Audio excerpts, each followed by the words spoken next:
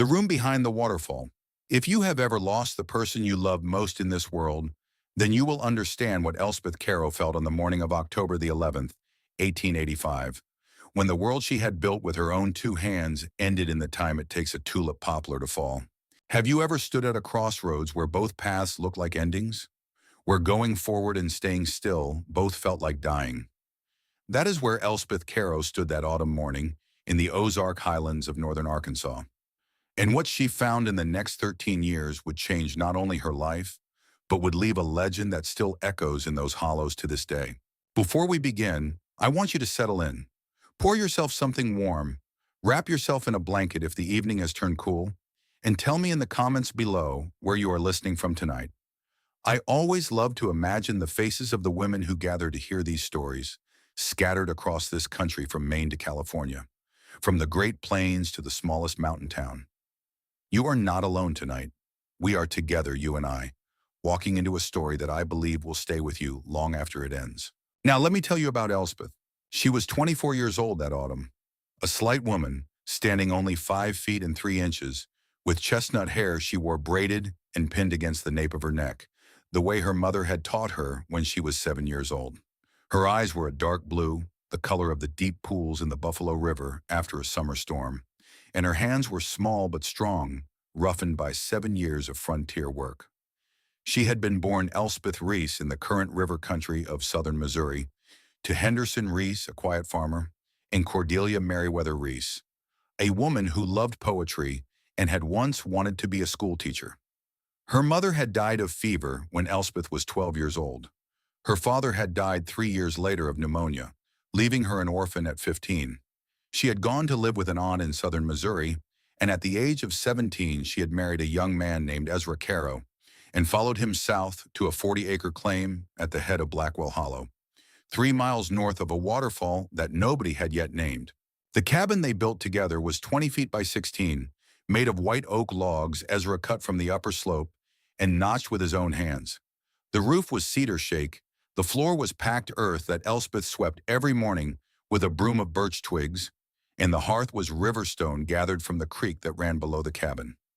She had made it a home with what little she had, a quilt her mother had pieced for her wedding, blue and white and sun yellow, a cedar chest with brass fittings that had belonged to her grandmother, a small oval mirror that hung beside the door, a rocking chair Ezra had made for her the spring Tobias was born, the runners carved from a single curve of hickory, and above the hearth, on a shelf that Ezra had pegged into the logs, her mother's silver ring in a small wooden box. The only thing she had left of the woman she had lost when she was 12 years old. Elspeth was not a perfect woman. I want you to know that from the beginning, because the women who truly deserve our love and stories are never the perfect ones. She had a temper. She could be stubborn in ways that made her husband roll his eyes and go chop wood to cool off.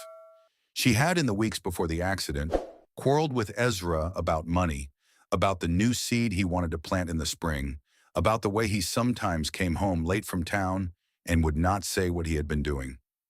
On the morning of October the 11th, she had risen from bed without speaking to him. She had heated water for washing without offering him coffee. She had watched him pull on his boots by the door, and she had not said goodbye. She had let him walk out into the cold autumn air with the weight of her silence on his shoulders, because she thought they would have the rest of the day to make it right, because she thought they would have the rest of their lives. That is the thing about grief, my friends. It teaches you in one terrible instant that you never have as much time as you think you do, and the words you did not say become heavier than any stone you will ever carry. Tobias was 2 years and 4 months old that October morning, a small boy with his father's straight brown hair and his mother's dark blue eyes. He was sleeping in the wooden cradle Ezra had built, set close to the hearth where the embers still glowed from the night's fire. Elspeth was at the wash basin, her hands in warm water, when she heard it. The crack. A sound like a rifle shot, but longer. A sound like the sky itself splitting. And then, a half-second later, a single word, spoken at a volume that was not a shout, but was somehow louder than any shout could have been. Her name, Elspeth, spoken by her husband, in a voice she knew the way she knew her own breathing. And she understood in that single word that he had seen what was coming and had used his last breath to call for her. She ran. She ran barefoot through the cold mud, through the stubble of the corn that had been cut 2 weeks before, through the chill autumn air that smelled of wood smoke and falling leaves. She ran 50 yards in what felt like both a heartbeat and an eternity. And when she came around the corner of the barn, she saw the tulip poplar, a tree as wide across the base as a man is tall, lying on its side in the new field.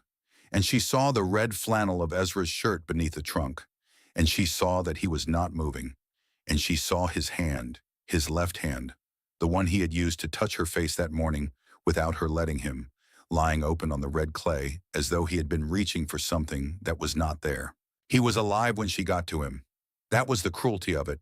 He was alive, pinned beneath the trunk of the tree, unable to move, unable to be moved, and he looked at her with eyes that were already beginning to leave, and he said, "Elspeth, I'm sorry, I'm sorry." And she said, "Don't be sorry, don't be sorry. Stay with me, stay with Tobias." And for 2 hours she sat there, holding his hand, while the life went out of him the way water goes out of a cracked jar, slowly, steadily, without any way to stop it. He died at about 9 in the morning. She sat with his body until a neighbor, old Mr. Ashcroft from the next hollow, came up to borrow a file and found them and went to get help. She buried him 3 days later, beneath the young dogwood at the edge of the upper pasture. The preacher was a traveling Methodist from Harrison who had not known Ezra, but who read the 23rd Psalm over the grave and accepted $2 for his trouble. Elspeth stood with Tobias on her hip and she did not cry. Not because she was strong, but because she had cried for 3 days and nights without stopping, and she had come to the end of the tears, at least for that day. They would come back. They always come back. But that morning she stood at the grave dry-eyed and held her son against her shoulder, and she thought, "I do not know how to live after this." And then 2 days after the burial, she found the letter. She was sorting through Ezra's things, his winter coat, his good shirt, the leather work gloves she had oiled for him the Sunday before. In the inside pocket of the coat she had never seen him wear except to church, she found a folded paper, sealed but not addressed. She opened it because she could not imagine anything that would hurt her more than she was already hurting. She was wrong. It was a letter from Ezra to a man named Silas Holloway, a moneylender in the town of Jasper. It told the story of a debt of $85, taken out the previous spring to buy seed for the new field. It told of Ezra's plan to repay in the autumn after the harvest. It told in the careful words of a man who had not wanted to worry his wife that he would explain everything to her that very night, because he had decided that a secret kept from her for 6 months was a secret that had gone on too long. The letter ended, "Elspeth, my dear, I will tell you tonight. I should have told you sooner. Your loving husband, Ezra." She sat on the edge of the bed they had shared, and she read the letter 3 times, and then she pressed it to her chest, and she made a sound that was not a cry and was not a scream, but was something older and more terrible. The sound of a woman who had been angry at her husband the morning he died, and who would never, for the rest of her life, be able to ask him to forgive her. Now, let me pause here for a moment. If you have ever lost someone and been left with words unsaid, you know what Elspeth was feeling. You know that the grief of the thing itself is heavy enough, but the grief of what you did not say, of what you left undone, of the last conversation you wish you had had, that is a different weight entirely. I hope that if there is someone in your life right now that you have been silent with, that you will think of them today. Pick up the telephone, write the letter, say the words while you still can. I will wait right here while you think on that. 3 days after Elspeth found the letter, Silas Holloway came to the cabin. He was a man of 45, slender and upright, with the kind of clothing that announced he was not a farmer. A black wool vest over a white shirt, a silver watch chain across the vest, dark trousers, boots that had been polished before he rode out that morning. He had a clean-shaven face, a small mustache the color of strong coffee, and eyes that were pale blue and patient in a way that Elspeth did not like. He did not raise his voice. He did not threaten. He sat on her porch as though he had been invited, and he explained to her, in language as clean and measured as a ledger book, that her husband had died owing him $85, and that under the civil debt law of the state of Arkansas, that debt did not die with the debtor. She had 3 months to settle it, If she could not, he said, he would be compelled to petition the county court for guardianship of her son Tobias. Not for cruelty, he assured her, only as a means of having the boy placed in the orphan's labor home in Little Rock, where he would work until the debt was discharged. Many boys had passed through that home, he said. Some had even done well. Elspeth sat on the porch and she felt the world go very quiet around her. Tobias was sleeping inside. Her husband was dead in the upper pasture. Her mother's ring was on the shelf above the hearth. And a man in a polished vest was telling her that she had 3 months to save her son from being taken away and made to work for a debt she had not known existed. She sold the claim 2 days later to a neighbor named Pritchard who had been wanting it for years. He paid her $20. She paid the bearing man his too. She gave Holloway 9 because that was all she could give and still have enough to walk out with. He took the 9 and told her he would expect the balance by the middle of January. He tipped his hat. He rode away. And as his horse came around the bend of the lane, she heard him speaking to himself, just loud enough to carry on the wind, and he said, "Cannot be another Vance matter. Cannot be." She did not know what that meant. She did not know that those 4 words, spoken in absence of mind by a man who thought he was alone, would 11 years later become the hinge upon which her entire life swung. She packed a canvas sack that evening, a wool dress, a shawl, a tin cup, a small knife, a blanket for Tobias, her mother's silver ring, wrapped in a scrap of linen and tucked deep into the bottom of the sack where she could not lose it, and $9 in paper and silver, folded into a square of oilcloth. She left the cabin in the dark, before the sun came up on the morning of October the 16th. She carried Tobias in a sling made from her shawl, his small body warm against her back, and she walked south into the Ozark Highlands, along the ridge trails that she had never walked before, with no plan and no destination, because she could not think of anywhere she wanted to go, and she could only think of places she could not bear to stay. She walked for 3 days. The first night she slept beneath a red cedar, with Tobias curled against her chest beneath the shawl. She did not eat because she had not thought to bring food, and she gave Tobias small pieces of the hard bread she had stuffed into the sack at the last moment. The second night she slept beneath an overhanging limestone ledge, and she heard the sound of an owl hunting somewhere on the slope above, and she thought about her mother Cordelia, who had died when Elspeth was 12, and about her father Henderson, who had died 3 years after that, and about the aunt in Missouri who had taken her in and fed her and raised her the last 2 years before she married Ezra. She thought about how she had come south at 17, believing she was walking into the life she would live forever. She tried to remember her mother's face, and she found that she could not remember it clearly anymore, and that discovery made her weep in the dark while Tobias slept against her. On the 3rd day, she walked without stopping until the sun began to go down. Her feet were blistered, her shoulders ached from the weight of Tobias. The bread was gone. She came to a place where the ridge dropped away into a hollow, and she sat down on the edge of the drop, and she held her son in her lap, and she looked out at the land falling away below her, and she thought about how easy it would be to stop, not to step off. She could never have stepped off with Tobias in her arms, but to stop, to simply stop, to lie down here and close her eyes and not open them again, to be done, to rest. And then Tobias stirred in her lap. He lifted his head. He turned his face toward the west, where the sun was going down behind the ridge, and he pointed with one small finger, and he said, in the clear, uncomplicated voice of a child who had been listening to the world with more attention than his mother, "Water." Elspeth held her breath. He said it again. "Water. Water, Mama." And she heard it. Beneath the wind in the hemlocks, beneath the distant call of a whippoorwill, beneath the sound of her own heart, she heard the voice of falling water. Not the small voice of a creek, but something larger, something insistent, something that sounded almost like applause. She stood up. She shifted Tobias to her hip, and she walked in the direction he had pointed. My friends, I want you to remember this moment for the rest of this story, because sometimes when we are at the end of what we can bear, it is not we who save ourselves. It is a small voice, a small hand, a small face that reaches up from the place where we have forgotten to look and says this way, "It is still here. The world is still here. Listen." She walked down the slope, through a forest of hemlock and great rhododendron, whose leaves had gone dark green with the coming cold.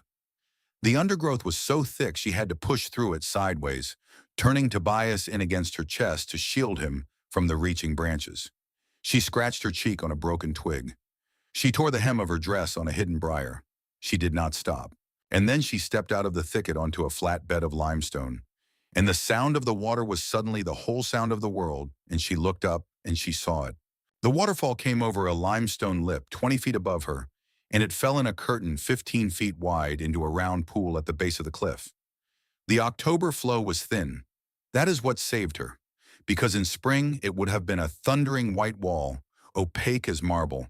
But on this October evening it was a veil, a sheet of moving glass, and through the veil she could see the shadowed space behind it, a ledge, a shelf of stone cut back into the cliff face, a dry pocket in the rock, hidden from every direction except straight through the falling water itself. She stood at the edge of the pool and she looked at it for a long time. Tobias was quiet in her arms. The last light of the day was turning the falling water to a kind of gold, and something inside her, some small dry hinge that had been frozen in place since the morning the tree fell, began to turn. She climbed. The rocks beside the pool were wet and mossy. She climbed with Tobias on her hip and her free hand gripping whatever it could find. Roots, cracks, a tuft of grass. She reached the height of the ledge. She looked at the falling curtain. She drew Tobias close against her chest, turned her left shoulder into the water, and stepped through. The water hit her shoulder and her arm and the left side of her skirt. It was colder than she had expected. She gasped. She took one step, two steps, and then her foot came down on dry limestone, and she was inside. The space behind the waterfall was larger than it had looked from below. A shelf of rock 8 feet deep and 14 feet wide, with a ceiling that arched from 7 feet at the front to 5 feet at the back. The floor was swept clean by 10,000 years of moving air. The back wall was rough limestone, dry to the touch, and when she pressed her palm against it, she felt something that made her close her eyes and lean her forehead against the stone. It was warm. Not hot, not fire warm, but warm the way a living thing is warm. Warmer than the autumn air outside by a full 10 degrees, the heat of the mountain itself held in the stone, breathing back out into the hidden room. She sat down against the back wall. She settled Tobias in her lap. He looked around at the moving green light the waterfall cast on the ceiling, and he laughed. A small sound, a sound he had not made since before his father died. He reached up with one hand and tried to catch the light. Elspeth held him, and she watched him try to catch the light, and she wept without making any sound. And she wept for a long time, and when she was finished weeping, she understood that she was not going to die that night. Not because she had decided to live, but because her son had laughed at the light on the ceiling, and a woman who has a laughing son cannot lie down and stop. That night, for the first time in 4 days, Tobias slept deeply. Elspeth held him against her chest on the floor of the ledge, with her shawl spread beneath them and her wool dress pulled over them both. She heard the waterfall all through the night, the constant voice of moving water, and at some point before dawn she understood that it was not a lonely sound. It was the sound of something alive, keeping watch. In the morning she woke to a world she had not seen the day before. The sun came up behind the ridge, and its light struck the falling water from an angle, and the whole ceiling of the little room filled with patterns of gold and green, moving and shifting like light through the windows of a cathedral.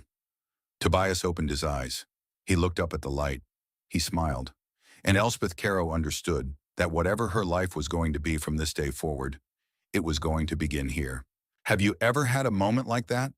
A moment when the thing you thought was the end turned out to be? In some way you could not have predicted the beginning. If so, I hope you will tell us about it in the comments. These are the moments that save us.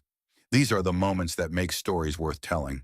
And if this one is beginning to reach you, would you consider subscribing to the channel so we can keep telling stories like this together? It costs you nothing, and it means the world to us. Now let me tell you about the building. The ledge was shelter, but it was not a home. It was a shelf of stone open at the front, where the waterfall fell 3 feet beyond the edge. The water gave her concealment, and it gave her drinking water, and it gave her a sound she would come to love more than any music. But it also gave her cold. The mist drifting back from the falling curtain kept the front of the ledge damp, and the evaporating water cooled the air by 10 degrees compared to the sheltered back wall. In late October, this was uncomfortable. In January, it would be deadly. So she began to build a wall. She gathered flat limestone slabs from the talus slope above the cliff and from the rock fall at the base. She carried them up the wet rocks, one at a time, her arms shaking with the weight, Tobias asleep on the ledge inside. She laid them in the dry stack method her father had taught her when she was 9 years old, fitting each stone to the one below it, wedging smaller pieces into the gaps. She built the wall 3 feet high and 2 feet thick, running the full 14-foot width of the ledge, set back 2 feet from the outer edge. That 2-foot gap was critical. It let the mist fall on the outer side of the wall and drain off the ledge without reaching the interior. She left a 2-foot opening at the south end, where the spray was lightest, for her doorway. It took her 12 days. On the 12th day, she stepped back into the interior, and she felt the change immediately. The cold mist could not reach her. The wind that had been cutting through the space was blocked. The air behind the wall settled into a still pocket, and within an hour that pocket had warmed to the temperature of the stone itself. 52 degrees. The constant underground temperature that caves hold at that latitude all year long. She built the hearth next, flat river stones from the pool below, carried up 2 at a time, a fireback of stacked limestone against the rear wall, a natural fissure in the ceiling, where the back wall met the overhang, gave her a draft. The smoke rose into the fissure and out through a crack in the cliff face somewhere above, and a slow, steady airflow moved through the doorway, past the fire, and up the chimney crack, feeding the flames and carrying the smoke away. The first fire she built was small, dry hemlock twigs, a shaving of fat wood pine she had cut with her knife. She struck the flint she had brought from the cabin. The spark caught. The twigs took light. And for the first time since the morning Ezra died, she watched the yellow dance of flame, and she felt something in her chest that was not grief. It was not joy either. It was something in between. It was the thing that remains when grief has burned for long enough that the burning itself becomes a kind of warmth. Tobias watched the fire with wide eyes. He held up his small hands to feel the heat. He laughed again, that same soft laugh he had made the first night, and Elspeth understood that she was not building this room only for herself. She was building it for him, for the childhood he deserved, hidden though it had to be, behind a curtain of water and a wall of stone. Over the weeks that followed, the back wall began to change. The nightly fires heated the stone, and the stone held the heat and released it slowly back into the room through the long hours when no fire burned. After 2 weeks of evening fires, the back wall's surface temperature had risen from 52 to 58 degrees. After a month, it held steady at 60. It was, as she would one day tell an old trapper, a small, warm room built into the body of the mountain. She warmed the mountain. The mountain warmed her back. It was the oldest bargain in the world. She slept against the warmest part of the wall, on a platform of flat stones covered with dried hemlock boughs. Tobias slept beside her, wrapped in the wool blanket she had brought for him. The cooking area was to the left of the fire. The storage shelf of stacked stones was along the south end of the back wall, where she kept the things she could not afford to lose. The tin cup, the knife, a small wooden spoon she carved from a piece of hickory, the folded oilcloth with her remaining money, and at the very back of the shelf, in a small niche she carved into the soft limestone with the tip of her knife, her mother's silver ring, wrapped in its scrap of linen. She lived this way for 11 weeks, through the last of October, through all of November, through most of December. She saw no one. She spoke to no one except Tobias. Her voice grew so unfamiliar in her own ears that when she first heard it again after many silent days, it sounded like the voice of a stranger. And then, on a cold afternoon in the first week of January, 1886, a man stepped through the curtain of the waterfall and changed everything. His name was Absalom Vance. Now, if you are still with me, my friends, I want you to know that we are only at the beginning of this story. There is so much still to come. There is a secret held for 22 years in a cedar wood box beneath a trapper's cabin floor. There is a love that was never spoken of, held in silence for 3 decades. There is a community of women in a small Arkansas town who will find Elspeth before she knows she is ready to be found. There is a man in a black vest who has not yet finished with her. There is a flood and a rescue and a choice that will change the lives of everyone in this story. And there is, at the end of it all, a woman standing alone behind a waterfall on an October evening, 13 years after the first time she stepped through that curtain, thanking the stone for not letting her die. If you want to know how it all unfolds, stay with me. We are just getting started. Absalom Vance was 58 years old that January afternoon. A lean man, built like a fence rail, with a white beard stained yellow at the corners of his mouth from the pipe he had smoked for 40 years. He wore a deerskin coat he had cured and stitched himself, and beneath it a red flannel shirt that had faded to the color of rust, and on his head a fur hat that had been a beaver once and was now just warmth. He had been trapping the slopes of the Upper Buffalo for 30 years, since before the war, and he knew every hollow and creek and rocky outcrop for 20 miles in every direction. He was a man who had spent so long looking at the forest floor that he noticed things no one else noticed. The pattern of bent grass where a deer had bedded down, the angle of a broken twig, the faint smell of smoke on a wind that was not supposed to carry it. That afternoon he had been checking his fox traps along the ridge above the waterfall, and he had noticed smoke. Not chimney smoke, not a settler's cabin, smoke seeping from a crack in the limestone cliff as though the mountain itself were exhaling. He had known that waterfall for 30 years. He had never known it to breathe. He climbed down to the pool. He climbed up the wet rocks beside the falls. He stepped through the edge of the curtain, his old knees protesting, his left hand braced against the wet stone, and he came out in a room he would not have believed existed if he had not seen it with his own eyes. A stone wall across the front, 3 feet high, perfectly stacked. A swept floor, a small fire burning against the back wall, its smoke rising into a crack he had never noticed in 30 years of walking past this cliff.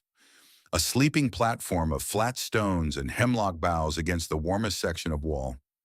A woman, small and thin, kneeling beside the fire, stirring something in a tin pot, and a child, no more than 3, sitting on the floor with a pile of small stones, stacking them one on top of the other. Absalom Vance stood in the doorway gap, and he did not speak for a long time, because he was a man who had learned in 6 decades of walking this earth that the first thing you say about a thing you do not understand is almost always wrong. The woman looked up. She did not cry out. She did not move toward a weapon. She simply looked at him, and Absalom saw her eyes, and his breath caught in his chest as though a hand had taken hold of his heart and squeezed. He knew those eyes. He had not seen those eyes in 32 years. Not since the autumn of 1853, when a young woman named Cordelia Merriweather had stood on the porch of her father's cabin on the Current River and told him, gently and without cruelty, that she was going to marry his best friend, a young farmer named Henderson Reese. She had touched Absalom's hand, and she had said, "I will always love you, Absalom, but I cannot marry you. I love Henderson." And Absalom, who was 26 years old that autumn, and who had saved for 3 years to buy a small piece of land he had hoped to show her, had taken his hand back and had told her he understood. And he had walked down off that porch, and he had never married any woman, not because he was bitter, but because the place in him where he might have loved someone else had stayed full of Cordelia Merriweather for the rest of his life. She had died when her daughter was 12. Absalom had ridden 40 miles to stand at the back of her funeral, where no one saw him, and he had ridden 40 miles home that same night without speaking to a single person. And now, 32 years later, he was standing in a small warm room behind a waterfall, and Cordelia Merriweather's daughter was looking at him with Cordelia's exact dark blue eyes. "Ma'am," he said, and his voice came out rougher than he had meant it to. "Ma'am, I do not wish to frighten you."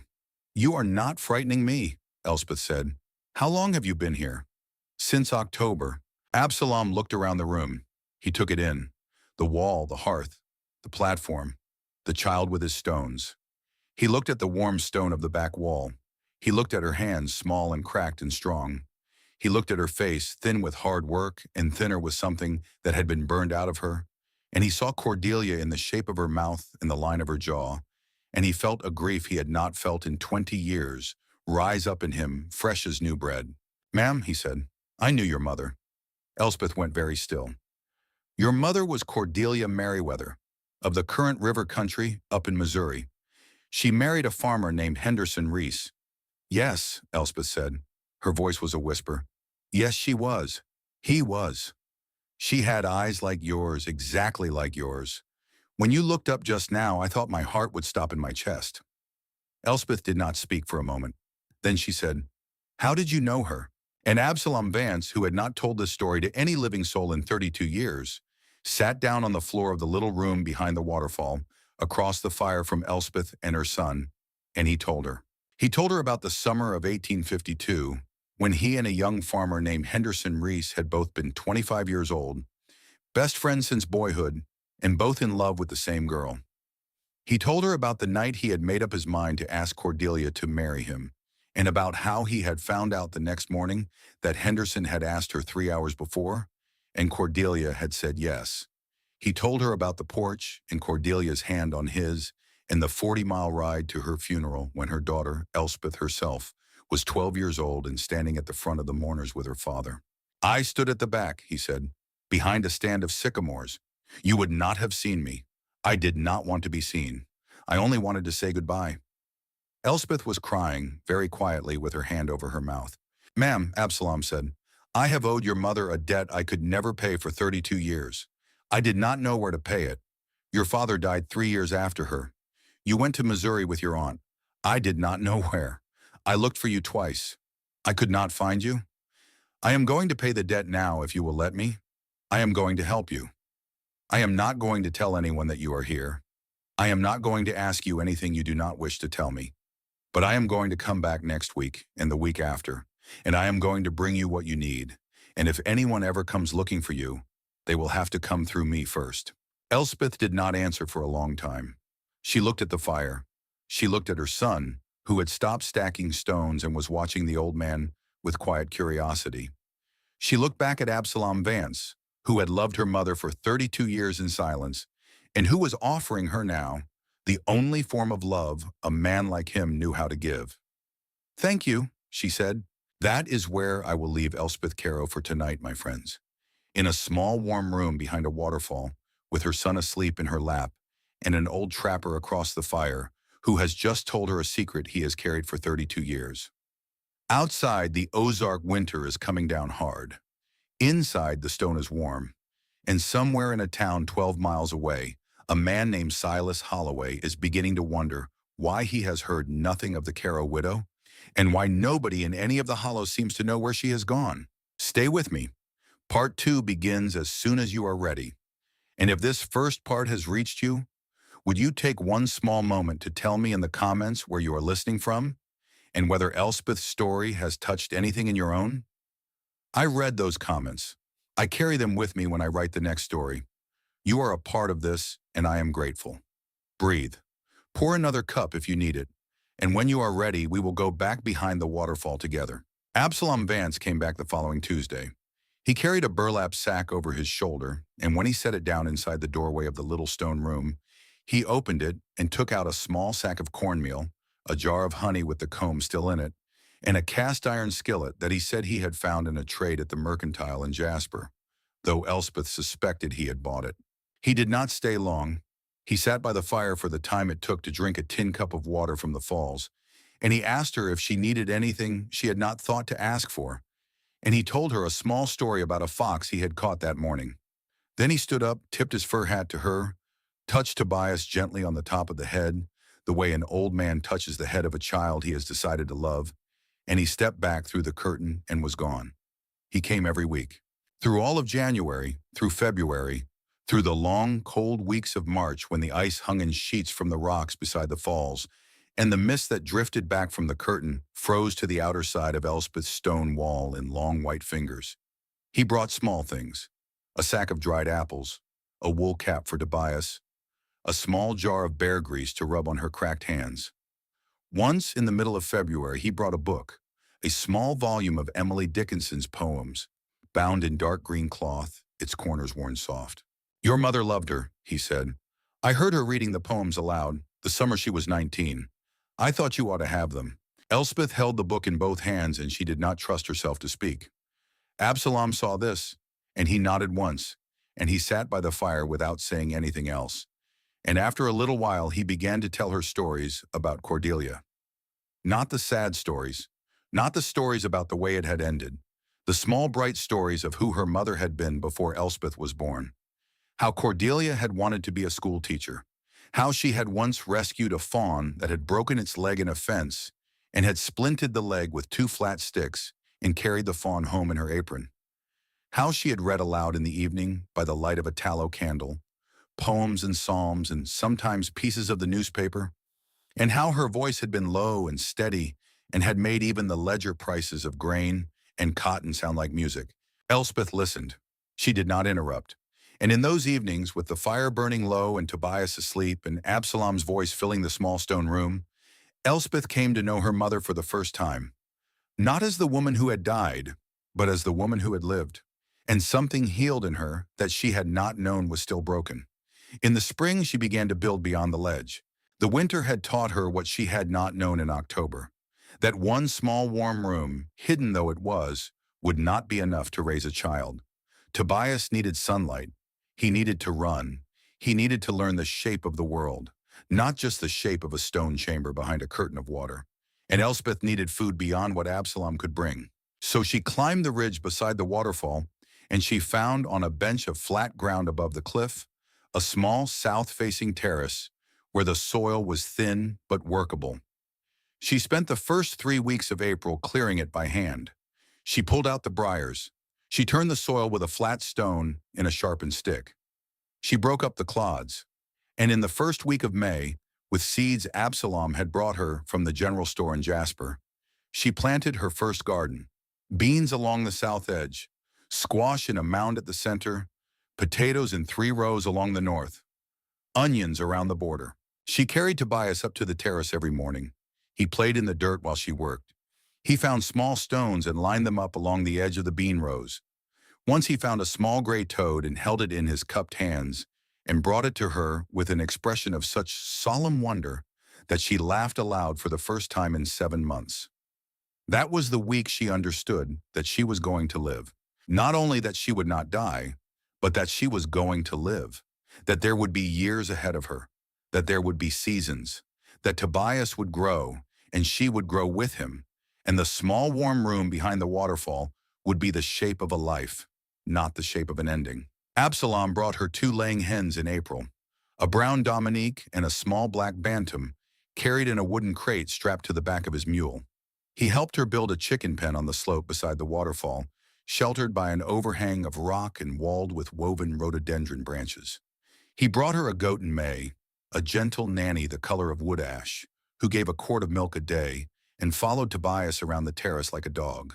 And one evening in early June, sitting by the fire with his pipe lit and a cup of her weak coffee in his hand, Absalom said something that Elspeth would remember for the rest of her life.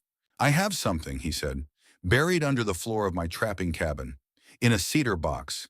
It has been there 22 years. I do not know if I will ever have use of it, but I want you to know that I have it. Someday maybe it will matter. If anything happens to me before it does, you ask my nephew Delwood in Harrison. He knows where it is. You tell him Absalom said to dig it up." "What is it?" Elspeth asked. Absalom looked at the fire for a long moment. Then he said, "Something I promised my father I would use when the time came. I will know the time when it arrives. It has not arrived yet."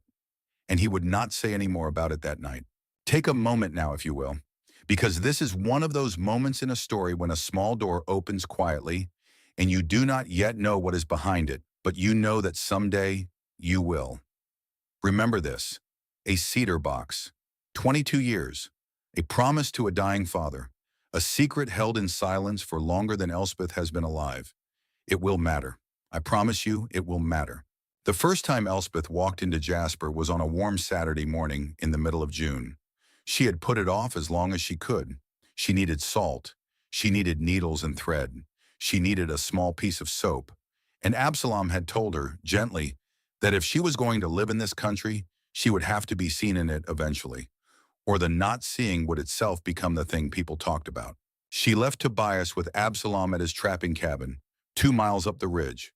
It was the first time she had been parted from her son for longer than an hour and 8 months. She walked the 12 miles to Jasper with her heart in her throat, her mother's silver ring on the 4th finger of her left hand, her dark hair pinned tight at her neck, and in her pocket the last $3 of the 9 she had walked into the hollow with. Jasper was a town of perhaps 400 souls that summer, a main street of packed clay that ran along the bank of the Little Buffalo, a white clapboard church at one end, a brick courthouse at the other, a livery, a smithy, a mercantile, a hotel with 6 rooms and 2 churches worth of gossip for a town half the size. Elspeth walked into the mercantile with her head down and her hand in her pocket. She asked for her salt and her thread and her soap in a voice so quiet the storekeeper had to ask her to repeat herself. She paid in silver coins. She picked up her small brown paper parcel. And as she turned to leave, she nearly walked into a woman coming in the door. The woman was 60 years old, tall, gray hair pulled back into a knot, a face weathered by 40 years of walking the hills of Newton County. Sharp gray eyes that took in Elspeth in a single sweeping look and understood, in that one look, more than Elspeth herself understood. "I'm sorry," Elspeth said, stepping back. The woman did not move. She looked at Elspeth's face. She looked at Elspeth's hands. She looked at the mud on the hem of Elspeth's dress, and at the thinness of her wrists, and at the way her shoulders were set like a creature ready to flee. "Child," the woman said, and her voice was low and unhurried. "What is your name?" "Elspeth." "Elspeth. I am Rebecca Thorne. I am the midwife in this town, and I have been for 30 years, and I know the look of a woman who is carrying more than she can hold. You do not have to tell me a single thing, but I want you to hear me say this once, and then I will not say it again. If you ever need anything, child, anything at all, my kitchen door is always unlocked. It faces the alley behind the smithy. You come anytime. You do not have to knock." Elspeth did not answer. She could not. Her throat had closed around something that was not quite tears and not quite gratitude, but was the two of them braided together into a thing she had no word for.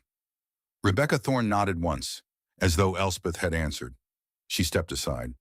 Elspeth went past her and out of the store into the midday sun. She walked the 12 miles home. She picked up Tobias from Absalom's cabin. She carried him back down the ridge to the waterfall, and 3 days later, when she climbed up to the terrace to water her garden, she found, at the foot of the old white oak beside the chicken pen, a canvas parcel tied with twine. Inside the parcel was a child's coat, hand-sewn, sized for a boy of 3. A small cloth book with letters of the alphabet stitched in red thread, a jar of strawberry preserves, a pair of knitted wool stockings, and a folded note written in a careful hand. "Elspeth, from the women of Jasper, we do not ask. We only want you and the child to know that you are not alone." The signature was a simple RT, followed by 4 other sets of initials that Elspeth did not recognize. She sat down on the grass at the foot of the oak. She held the parcel in her lap. She opened the jar of strawberry preserves and she smelled them. And the smell was the smell of her mother's kitchen on a summer afternoon when Elspeth was 8 years old. And she put her face in her hands and she wept the way a person weeps when she has finally allowed herself to understand how alone she has been. Tobias toddled over to her. He put his small hand on her knee. He said, "Mama sad?" "Mama happy," Elspeth said. "Mama happy, my love." My dear friends listening to me tonight, have you ever had a moment when a kindness from a stranger reached into a place in you that you did not know was still waiting to be reached? When someone you had never met understood something about you that the people closest to you had missed? These are the moments that make a life bearable. These are the women and men who stand between us and the dark. If there is someone like that in your life, I hope you will tell them so. And if you have been that someone for another person, I hope you know how much it has mattered. Tell me in the comments, was there a Rebecca Thorne in your own story? A stranger whose kindness changed you? I would love to know. A week later, Elspeth went back to Jasper. Not for salt, not for thread. She went because she wanted to.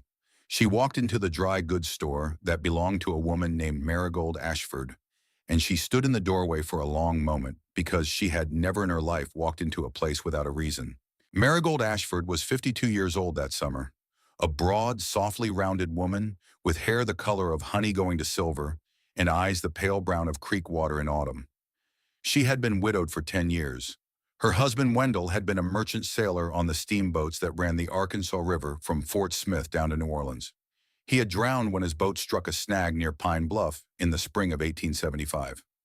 Marigold had taken over his small store in Jasper, had run it alone for 10 years, and had made it, against all expectation, the best-stocked dry goods store in 3 counties. She was also, as Elspeth would come to know, a woman who laughed the way a person plays a piano, with both hands, with all of herself, with a joy she had fought hard to earn back, and which she was not going to let anyone, including grief, take from her again.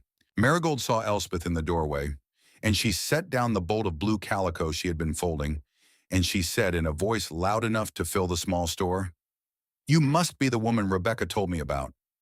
I have been waiting a week for you to walk through that door. Come in. Come in and sit down. I have a pot of coffee on the back stove that is better than anything in this town and worse than anything in Memphis. And I have been needing someone to drink the second cup with." Elspeth came in. She sat at the small table in the back room of the store, and she drank coffee with Marigold Ashford for an hour. She did not tell the whole story. She told pieces, and Marigold, who had heard enough pieces of enough stories in her 52 years to know the shape of a whole from the pattern of its fragments, did not ask for more than Elspeth offered. When the hour was over, Marigold walked Elspeth to the door. She took Elspeth's hand in both of hers, and she held it for a long moment. "Widow Caro," she said, "I am going to tell you the one true thing I know, and then I am going to let you walk back to wherever you live that you will not speak of. Grief does not kill us. It teaches us to love differently. That is all it does. Everything you are feeling right now you will feel for the rest of your life. But you will also learn in time that the shape of your love has only changed. It has not ended. You will love your husband for all your days. You will also someday love someone else, not instead, alongside. That is how it works. I know because I have lived it." She kissed Elspeth on the cheek. She sent her out into the summer afternoon. Elspeth walked the 12 miles home with Marigold's words turning over and over in her mind like stones in a creek. She did not entirely believe them, not yet, but she held them carefully, the way she held her mother's silver ring, because she thought they might turn out, in time, to be worth remembering. Over the summer of 1886, Elspeth began to make the trip to Jasper once a month. She went on a Saturday when the town was busy, and no one paid particular attention to another woman coming in for supplies. She always stopped at Marigold's store. She always drank a cup of coffee in the back room. Sometimes Rebecca Thorne would come by, and the three of them would sit together for an hour, and Elspeth would listen to the two older women talk about the happenings of the town, and she would laugh for the first time in weeks. Marigold had a way of telling a story about the new preacher's wife trying to buy a yard of flannel that could make Elspeth laugh so hard her sides ached. And then Marigold would say, "Dry as salt. That woman could not tell flannel from cheesecloth if you baptized her in it." And Rebecca would roll her eyes and say, "Marigold Ashford, you are going straight to the wrong place." And Marigold would answer, "I am going with good company then." Elspeth went home from those afternoons lighter than she had been in months. She traded with the store in eggs from her hens and bundles of dried sassafras root from the slopes above the waterfall. She sold a little ginseng that Absalom had taught her to find and dry on the warm stones of her ledge. She paid her own way. She took no charity. But she began, slowly, to be a part of something again. And then, in the middle of July, the storm came. It built up in the afternoon, a great anvil of cloud over the western ridges. The air turned green. The cicadas went silent. Elspeth was on the terrace weeding the bean rows, with Tobias beside her stacking pebbles, when she felt the first drop of rain on the back of her neck. She picked up Tobias. She ran down the path to the ledge. She got him inside the stone room just as the sky opened. The rain came down in sheets. She had never seen rain like that in 7 years in the Ozarks. It fell as though it had been stored somewhere for a long time and had finally been released. 3 inches in 2 hours, the papers in Jasper would later say. More in the high hollows. The waterfall thickened. Then it roared. Then, in the span of 15 minutes, it became something Elspeth had never imagined. The ledge began to flood. Water poured over the lip above, far more than the limestone shelf could shed, and it began to seep and then to run through the doorway opening of her wall, across the floor, around her feet. Tobias was standing on the sleeping platform, which was the highest point in the room. He was laughing. He thought it was a game. Elspeth did not laugh. She gathered him up. She held him against her chest. She backed against the warm stone of the rear wall, and she stood there with her son while the water rose to her ankles. The flood lasted 20 minutes. When the water began to drain back out through the doorway, Elspeth set Tobias on the platform and waded across to see what had survived. The fire was out. The cooking stones had been washed into a corner. The cornmeal sack had fallen from the shelf and was soaked through. The hemlock boughs of the platform were wet, and as she looked around the room, she understood that something else was missing. Her mother's ring. The small niche in the limestone wall where she kept it was empty. The scrap of linen it had been wrapped in was gone. The ring had been washed away with the water, through the doorway, over the outer wall, and down into the pool below. She did not cry in the room. She did not want Tobias to see. She settled him on the dry end of the platform. She told him to stay, and she climbed down through the spray of the still roaring waterfall, and she went out to the pool at the base of the falls, and she began to search. She searched for 3 hours. The water was brown with silt and foam and debris. She could not see her own hand below the surface. She felt along the bottom of the pool with her feet, turning over stones, reaching down with her arms into water so cold it made her bones ache. She did not find the ring. When the light began to fail, she climbed back up to the ledge. She was shaking. Her dress was torn at the knees. Her hair had come loose and was plastered to her face. She got to the room. She sat down beside Tobias on the platform. He put his small hands on her cheeks and said, "Mama cold." And she held him against her and she said, "Yes, my love, Mama's very cold." And she sat there in the dark, with her son against her chest and her mother gone from her finger and her dress soaked through. And she understood that some things, once they are lost for all time, and that you do not get them back just because you want them back. Sometimes you only get to remember that you had them once. 2 days later, Absalom Vance came. He saw her face when he stepped through the curtain, and he did not need to ask. He sat down beside the fire. He listened while she told him about the ring, about her mother's hand, small and quick, on the fourth finger of her left hand when Elspeth was a child, about the moment she had understood, on the third hour of her search, that she was not going to find it. Absalom listened. He did not interrupt. When she was finished, he stood up. He said, "I will be back tomorrow." He was back the next afternoon. He was wet from the waist down. His hair was wet. His face was gray with cold. He sat down beside the fire, and he reached into the inside pocket of his deerskin coat, and he took out a small scrap of linen, and he unfolded it on his palm. Inside the linen was Elspeth's mother's silver ring. Elspeth looked at it. She looked at Absalom. She could not speak. "I searched the pool for 6 hours yesterday," Absalom said. His voice was very quiet. "The water was still too cloudy. I came back at dawn this morning. The water had cleared a little. I found it under a flat stone on the north side of the pool. It had been washed into a crack." He took her hand. He put the ring into her palm. He closed her fingers over it. "Your mother used to wade in the current river in the summer without her shoes on," he said. "She would hold her skirt up with one hand, and the ring would catch the light on the other. I remember it. I remember how it caught the light." Elspeth was crying, quietly, without moving. Absalom Vance sat beside her with his hand on hers, and he did not speak. And after a long time, she turned her face into his shoulder, and he let her cry there, the way a daughter cries in the arms of the father she has lost. Because that was, in all the ways that mattered, what he had become. Below them, down in the town of Jasper, a man in a black vest named Silas Holloway was riding in from Pine Bluff on a bay mare. He had been away for 6 months on other business. He had not forgotten the Caro widow. He had only been waiting. And a flood in the hills had sent a rumor down the creeks and into the town.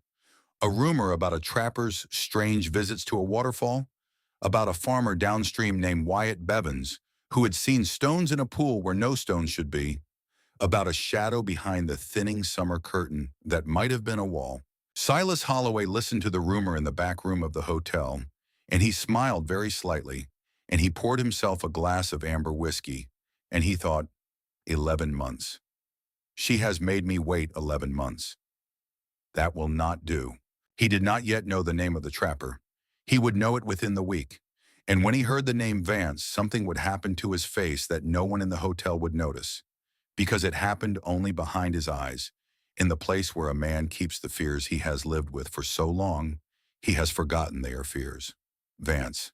That name after 22 years. He finished his whiskey. He set down the glass. He walked outside into the summer evening, and he looked up toward the ridges above the town, and he thought, this time I will finish it. Stay with me, my friends. We are coming to the part of the story where everything hidden will be brought into the light, where a cedar box will be opened, where a man will make a choice that shows us who he truly is, where a small community of women will show a hurting stranger that she has never, in fact, been alone, and where a woman will learn at last that the room she built behind a waterfall was not only the place that saved her, it was the place that taught her how to save herself. Before we go on, let me ask you one thing. Has there been a person in your life whose kindness you repaid to someone else? Because that is what Absalom was doing. He could not repay Cordelia. She was gone. But he could repay her daughter. And in doing so, he was also, without quite knowing it, paying for a grief he had carried for 32 years. Sometimes the kindness we owe the dead, we can only pay to the living. Tell me about that in the comments. Tell me who you have loved through someone else. Tell me who has loved you that way and did not say so because they did not have the words. These stories matter. They matter more than any of us will ever quite understand. When you are ready, we will go on. Silas Holloway arrived at the base of the waterfall on the morning of September the 23rd, 1886. He did not come alone. He came with a man named Coleman, a short, thick, unpleasant man he had hired in Pine Bluff to do the parts of his business he did not wish to do himself. They tied their horses at the creek below the falls, and they climbed the slope beside the water. And at the top, on the flat rocks above the pool, they found Elspeth Caro kneeling beside a small fire, drying a bundle of sassafras root in the morning sun. Tobias was on the terrace above with Absalom, who had come that morning to help repair the chicken pen. They did not hear the horses. They did not hear the men. Elspeth looked up and saw Silas Holloway in his black vest, smiling at her across the clearing, and she understood that the 11 months were over. Mrs. Caro, Holloway said. He removed his hat. I wondered when I would find you. You have led me a long chase. Elspeth stood up. She did not speak. I do not come in anger. I come as a man of the law. Your debt to me was never discharged. A judge in Little Rock has signed a writ of guardianship for your son. I have come to serve it. Where is the child? He is not here, Elspeth said. Mrs. Caro, I rode a long way. I would prefer not to search for him. He is not here, she said again. He is with family. He has no family besides you. I checked that myself. Now, madam, I have been patient. The boy will be well cared for in Little Rock. He will work off his father's debt, and he will be taught a trade. I am not a cruel man. I am simply a man to whom money is owed. It was then that Absalom Vance came walking down the path from the terrace above the falls, with Tobias on his shoulders. Holloway turned. He saw the old trapper. His face went still. For a long moment he did not speak, and then he said quietly, so quietly that Coleman, standing 10 feet behind him, did not hear him. Vance! Absalom set Tobias gently on the ground. He whispered something to the boy, who ran to his mother and clutched her skirt. Then Absalom straightened up, and he looked at Silas Holloway across 20 feet of flat rock beside the pool, and he said, Hello, Silas. You live in these hills now. It was not a question. I have lived in these hills for 30 years. You never told anyone. I had no reason to. Holloway looked at Elspeth. He looked at Tobias. He looked back at Absalom. His pale blue eyes had gone narrow. The writ, he said, still stands. The writ, Absalom said, is about to stop standing. He turned his head slightly. He said over his shoulder to a place in the hemlocks behind him, where Elspeth had not seen anyone standing, Sheriff, if you would. And a man stepped out of the hemlocks. He was tall. He was 50 years old. He wore a faded blue coat and a silver star on his chest, and he carried a rifle loosely in the crook of his left arm. His name, as Elspeth would learn, was Nathaniel Pierce, the sheriff of Newton County, a man whom Silas Holloway, in his confidence of purchase, had not known was a man who could not be purchased. Absalom had gone to him the night before. Mr. Holloway, the sheriff said, I am here because Mr. Vance has asked me to witness a matter. Before you proceed with that writ, Mr. Vance has something he would like to show you. I suggest you look at it. Absalom reached into the inside pocket of his deerskin coat. He took out a small packet wrapped in oilcloth. He unfolded the oilcloth on the flat rock beside the pool. Inside were 3 documents, yellowed with age but readable: a deed, a bill of sale, and a letter in a hand that Silas Holloway recognized, because it was his own hand. 22 years younger, but unmistakable. "This is the deed," Absalom said, "to 200 acres of land in the White River bottom. Land that belonged to my father, Ambrose Vance, until the year 1864. In that year, Silas, as you may recall, you visited my father's home while he was sick with the typhus. You had him sign a document you told him was a lease for the lower 20 acres. It was not a lease. It was a deed of conveyance for the entire tract. You signed his name as witness yourself. You also forged the signature of the second witness. My father lived 3 more weeks. On his deathbed, he told me what he suspected. He told me to find the original documents that had been locked in his strongbox. He told me to keep them until I knew what to do with them. I have kept them for 22 years, Silas." Absalom paused. The water fell behind him. No one spoke. "I did not use them at first, because you had threatened to harm a woman I cared about if I ever spoke. You threatened Cordelia Reese. You told me that if I ever came forward, something would happen to her on the road from Current River, and something would happen to her husband Henderson, and in time something would happen to their daughter. I believed you. You had already shown me what you were capable of with my father. I kept silent. Cordelia died in 1873. Henderson died 3 years later. Their daughter went to Missouri with her aunt, and I lost track of her for 9 years. By the time I learned she had married and come south to the Ozarks, I did not know where she was living. I have spent the last 9 months, Silas, since I first stepped through that curtain of water and saw Cordelia's eyes looking up at me from another woman's face, waiting to see if you would come for her the way you came for my father. You came. You walked into this hollow in your black vest with your writ of guardianship in your pocket, and the last reason I had for keeping silent walked in with you. There is no one left you can threaten to keep my mouth shut." Silas Holloway did not move. His face had gone the color of old paper. Sheriff Pierce stepped forward. He took the documents. He read them. He looked up. "Mr. Holloway," he said, "the federal statute of limitations on fraud in a land conveyance of this magnitude has not expired. I will be taking these documents to the United States Marshal in Fayetteville on Monday. You have a choice to make today. You can proceed with your writ against Mrs. Caro, in which case I will pursue this matter against you with the full weight of my office. Or you can withdraw the writ, forgive the remaining debt, sign a sworn release, and ride out of this county on the road you came in on. Make your choice." Silas Holloway stood very still in the morning sun. Then very slowly he reached into his coat. He took out the writ. He looked at it for a long moment, and then he folded it in half and half again, and he handed it to Sheriff Pierce. "Withdrawn," he said. Pierce took it. He nodded to Absalom. He stood with his rifle in the crook of his arm, and he waited. Holloway looked at Elspeth. For the first time since he had set foot in her hollow 11 months before, his face looked like the face of a man and not the face of a ledger book. "Mrs. Caro," he said, "I want you to know one thing. Your husband came to me 3 times last summer. He asked me to extend the note. 3 times. He offered me part of his corn harvest in good faith. I refused him. I could have given him 6 more months. I did not. I want you to know that. It was my doing, not his. He tried to make it right. I would not let him." Elspeth did not speak. Holloway put his hat back on his head. He turned. He walked past Coleman, who was looking from one face to another without understanding what had happened. He walked down the slope to his horse.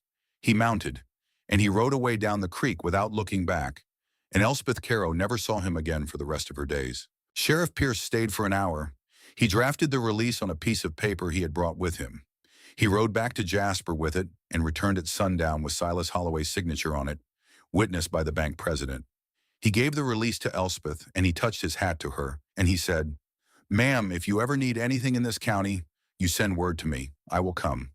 And he rode away. Absalom sat down on the flat rock beside the pool.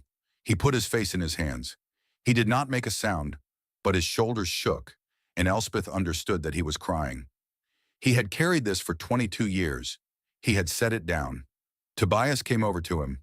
The boy was 3 years old now. He put his small hand on Absalom's knee. He said, "Uncle Vance? Uncle Vance sad?" Absalom laughed through his tears. He picked Tobias up and he held him in his lap and he said, "No, boy, Uncle Vance is not sad. Uncle Vance is just finished with something. Uncle Vance is just finished. Elspeth sat down on the other side of him. She put her hand on his arm.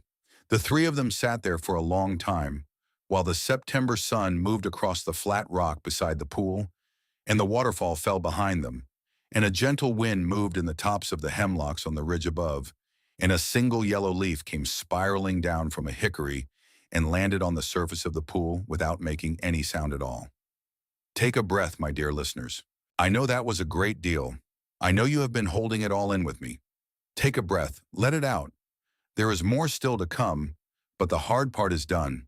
The man in the black vest is gone from this story. What remains is healing. What remains is love. What remains is the long, slow work of a life lived well in a place chosen for the right reasons. If you have stayed with me this far, I am so grateful to you. Truly. There are thousands of stories on this channel and on 1,000 others, and you chose to spend this time with me and with Elspeth and with Absalom. That matters to me. Would you take just a moment before we finish to tell me in the comments what has stayed with you most so far? I read them all. Your words go into my heart and stay there. And when you are ready, when you have breathed, when you have felt the quiet settle, let us walk together through the last part of the story. Word of what had happened at the waterfall traveled through Jasper the way news travels in a small town, slowly, carefully, with a kind of respect for the persons at the center that you rarely find in the gossip of cities. Sheriff Pierce spoke of it to no one except what was necessary for the federal case. Absalom spoke of it to no one. Marigold Ashford and Rebecca Thorne heard a portion of it, the portion that mattered, from Pierce's wife at the Methodist social in October, and they sat together on Marigold's back porch that night with a pot of coffee between them, and they decided what to do. On the first Sunday of October, 1886, 9 women from Jasper walked the 12 miles up the creek to the waterfall. They did not climb to the ledge. They understood without being told that the ledge was hers. They spread blankets on the flat rocks beside the pool. They set out baskets of fried chicken and biscuits and jars of preserves and a whole apple pie still warm from Marigold's oven. And Marigold stood at the edge of the pool, and she called up through the thinning autumn water in a voice that carried, "Elspeth, Elspeth Caro, we are not come to take you anywhere. We are come to tell you that you are one of us, whether you live here or on the moon. Come down, child. Come down and eat with us." Elspeth came down with Tobias on her hip. She sat on a blanket. She ate fried chicken. She drank sweet cider from a jug. Tobias played with 3 small boys he had never met, the grandsons of Rebecca Thorne, who taught him how to skip a flat stone across the surface of a pool. And Elspeth sat with Marigold on one side and Rebecca on the other, and she did not speak much, but she was there, and that was enough. And Marigold Ashford said nothing at all about grief that afternoon, because Marigold Ashford had known for many years that the kindest thing you can do for a grieving woman is sometimes to let her eat fried chicken and listen to other women talk about the price of flour. The women came back every October. It became a tradition, the Sunday picnic at the falls. They never climbed to the ledge. They never asked to. Over the years, Elspeth came down into Jasper more often. She never moved to town. She would not have moved to town if the whole town had asked her to. But she came for the Harvest Festival in October, and she came for Christmas Eve at the Methodist Church, and she came in the first week of April every year to drink coffee with Marigold in the back room of the dry goods store. On the anniversary of Wendell Ashford's drowning, because Marigold had told her once, quietly, that the first week of April was the hardest week of her year, and Elspeth had said without thinking, "I will come." And she did, every year for the rest of Marigold's life. In the autumn of 1891, when Elspeth was 30 and Tobias was 8, the Methodist preacher Elias Granger came up to the waterfall for the 6th time that year alone. Elias Granger was 38 that autumn.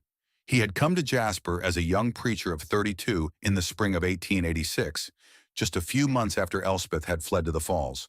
He had visited the waterfall for the first time in the summer of that year, intending to save Elspeth's soul, and had left, as we have already seen, with his prepared sermon stuck in his throat and his certainty about what a Christian life looked like, shaken in a way that had ended up, over the years, making him a better preacher than he might have been otherwise. He had kept coming back, once a season at first, more often as the years went on. Never with a sermon, Never with a hymn book. He came with books. He taught Tobias to read when the boy was 5. He taught him to write when the boy was 6. He brought a slate and chalk and patience, and he sat with Tobias on the flat rocks beside the pool for hours at a time.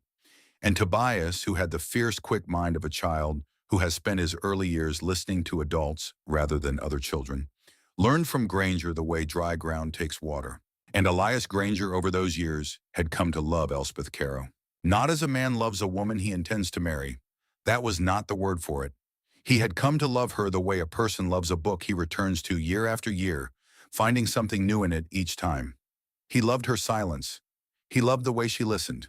He loved the lines that had begun to appear at the corners of her eyes from working in the sun and from laughing with her son.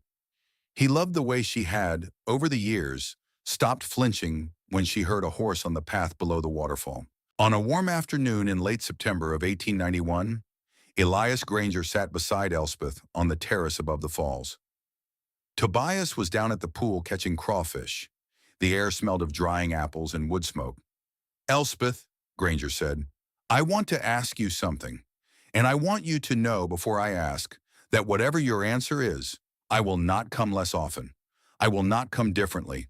This question is not a condition." Elspeth waited. "Would you consider," he said, "coming down to Jasper? To live. I have a house that is too large for one man. It has a garden. It has a porch. Tobias could go to the school.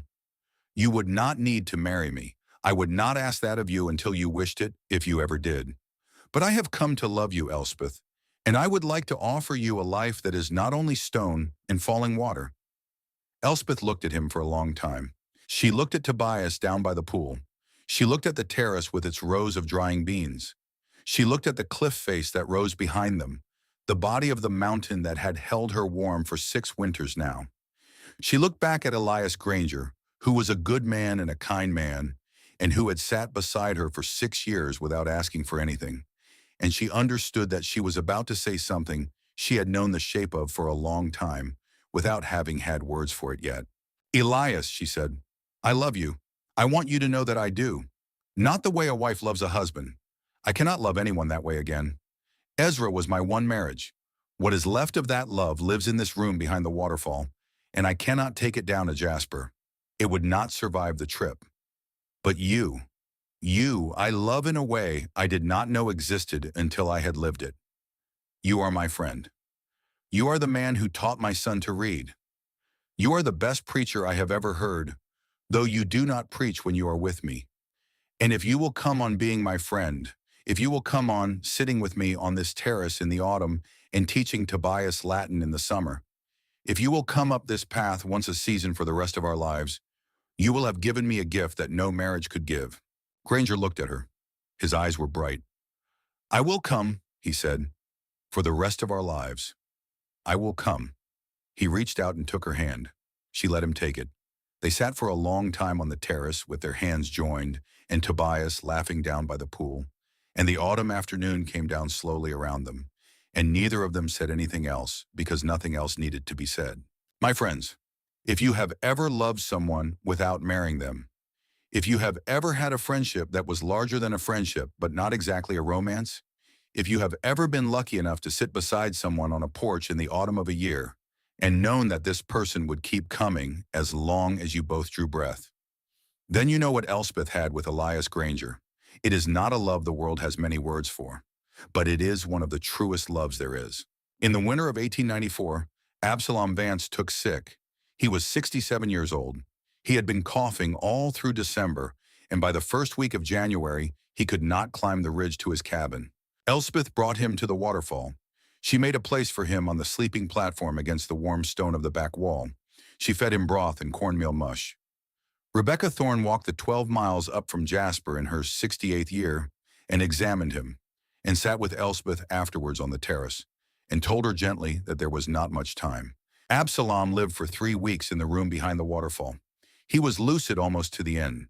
He told Elspeth stories she had never heard, stories of her mother, stories of his own father, Ambrose Vance, who had raised him alone after his mother died in childbirth, stories of the war, which he had fought in for 2 years on the Union side before coming home with his leg half crippled and his faith in human nature permanently reduced. Stories of the first time he had seen Cordelia Merriweather at a church social on the Current River in the summer of 1852, when she was 17 and he was 25, and he had known within 3 seconds of looking at her that his life was going to be defined by her one way or another for as long as he lived. On the last night, he asked Elspeth to bring him her mother's silver ring. She brought it. He held it in his hand for a long time. He said, "She wore this the first time I saw her. Did you know that?" "I did not," Elspeth said. "She did. At the church social. She was wearing it on her little finger because her hand was still small." "I remember." He closed his eyes. "Put it back on," he said. "Wear it, child. Wear it for both of us." He died just before dawn on the morning of January the 29th, 1894. Elspeth held his hand, and Tobias, who was 11 years old now, sat beside him and wept without any shame at all, because Absalom Vance had been the only grandfather the boy had ever known. And Tobias Caro was not a boy who had been taught that men do not cry. They buried him on the bench of flat ground above the waterfall, beneath a white oak Absalom had told Elspeth, a week before, was his favorite tree on the whole ridge. Elias Granger read the 23rd Psalm. Rebecca Thorne and Marigold Ashford had walked up from Jasper with 3 other women. The sheriff came. The men from the livery came. Wyatt Bevins, the farmer who had seen the stones in the pool 8 years before, came. They stood on the bench above the waterfall in the hard January cold, and they said goodbye to an old trapper who had loved one woman for 32 years without telling her so, and had spent the last 8 years of his life loving her daughter as his own. Elspeth buried the cedar box at the foot of the white oak beside him. It was empty now. It had done its work. It seemed to her that it belonged in the earth with the man who had kept it. In the spring of 1898, a professor of geology from the University of Arkansas came up the Buffalo River mapping limestone formations. He came upon the waterfall by accident. He climbed up the slope beside it to take a closer look at the overhanging strata, and he met, at the top of the slope, a boy of 15 with dark blue eyes and a quick, patient way of watching, who answered the professor's questions about the rock with a precision that surprised him. Over the course of a long afternoon, the professor discovered that this boy had read every natural history book the Methodist preacher in Jasper had been able to lend him, had read them twice, and had spent 6 years making his own notes on the fossils he had found on the terrace above the waterfall. The professor came down to the ledge that evening and had dinner with Elspeth and Tobias. He asked Elspeth if her son had ever been to Fayetteville. He asked if she had thought about the future. He asked gently whether Tobias might be allowed to apply to the university's preparatory school, which took boys of promise regardless of their formal schooling. Elspeth listened. She looked at Tobias, who was trying very hard not to look too hopeful. She said, "We will talk about it. Come back in a month." The professor came back. Tobias was accepted. The preparatory school would begin in September. On the morning of October the 10th, 1898, exactly 13 years to the day after Elspeth Caro had walked out of Blackwell Hollow with her son on her back and $9 in her pocket, she stood on the flat rocks beside the pool below the waterfall, and she said goodbye to her son. He was 15 years old. He was half a head taller than she was. He wore a new wool suit that Marigold Ashford had sewn for him and would not take a penny for. His trunk was strapped to the back of a wagon that Elias Granger would drive down to the train station in Harrison. He was holding a small leather satchel, and in his hand, held out to him by his mother, was a small oilcloth packet. "Open it," she said. He opened it. Inside were $9, in paper and silver. Exactly 9. "That is the money I walked out of Blackwell Hollow with," she said, 13 years ago today. "I have been saving it back, a little at a time, for 5 years. I always meant to give it to you. I want you to have it now. Not because you need it, Tobias, because I want you to understand something. The $9 I walked out with was supposed to be the end of a life. Today it is the beginning of one. That is what time can do if you let it." Tobias looked at the coins in his palm. He closed his hand around them. "Mama," he said, "come with me." Elspeth shook her head. She put her hand on his cheek. "No, my love. You are beginning your life. I have finished building mine. But you carry everything I am, everything I was, everything your father was. You carry it all into the world with you." He put his arms around her. He held her for a long time. He was crying. He was not ashamed. She was not crying. She had done her crying in the last week, at night, in the dark, against the warm stone of the back wall. He climbed up onto the wagon beside Elias Granger. Marigold Ashford and Rebecca Thorne stood beside Elspeth at the edge of the pool. The wagon started down the creek path. Tobias turned back once. He waved. Elspeth waved back. And the wagon turned the bend and was gone. That evening, as the sun went down behind the ridge, Elspeth Caro climbed the rocks beside the waterfall for what must have been the 12,000th time in 13 years. She stepped through the thinning October curtain. She stood inside the stone room. The back wall was warm against her palm. The light through the falling water made green and gold patterns on the ceiling, the same patterns it had made 13 years ago, the morning she had opened her eyes and understood that she was going to live. She sat down against the back wall. She pressed her palm to the stone. "Thank you," she whispered, to the stone, to the waterfall, to the woman she had been, to the girl she had been before that, to Cordelia and to Absalom and to Ezra and to Elias and to Marigold and to Rebecca and to Tobias and to every single soul who had ever mattered in the 13 years she had lived in this small, warm room. Thank you for not letting me die. The waterfall fell. The stone held its warmth. The evening came down slow and quiet over the Ozark Highlands, and a small brown trout turned once in the pool below the falls, and somewhere on the ridge above, a red-tailed hawk called home to its mate for the night. And Elspeth Caro, 37 years old, the widow who had built a room in the body of a mountain and had raised her son inside of it, sat with her back against the warm stone and listened to the voice of the falling water, and she smiled because she understood, at last, what the waterfall had been saying to her all along. Some places do not keep you forever. They only keep you long enough for you to learn to keep yourself. This story is inspired by the lives of frontier women who made homes in impossible places in the American Ozarks and Appalachians in the late 19th century. While Elspeth Caro is a creation of storytelling, her spirit belongs to thousands of real women who survived what could not be survived, who built what should not have been buildable, and who passed down to the daughters and the granddaughters and the great-granddaughters listening tonight, a legacy of quiet, astonishing strength. If Elspeth's story has reached you, if you have ever lost and rebuilt, if you have ever walked away from a life thinking you were walking toward an ending and found instead a beginning you could not have imagined, I would love to hear from you in the comments. Where are you listening from tonight? What has stayed with you most from this story? Who is your own Rebecca Thorne, your own Marigold, your own Absalom Vance? And if you would like to hear more stories like this one, stories of the quiet women of the American frontier, stories of loss and return, and the slow, long work of a healed life, please consider subscribing to the channel. It is how we stay together. It is how we keep walking, you and I, into the next story. Rest well tonight, my dear friend, wherever you are. The waterfall is still falling, the stone is still warm, and somewhere, always, a woman is stepping through the curtain for the first time and understanding that she has, against every expectation, come home. Good night.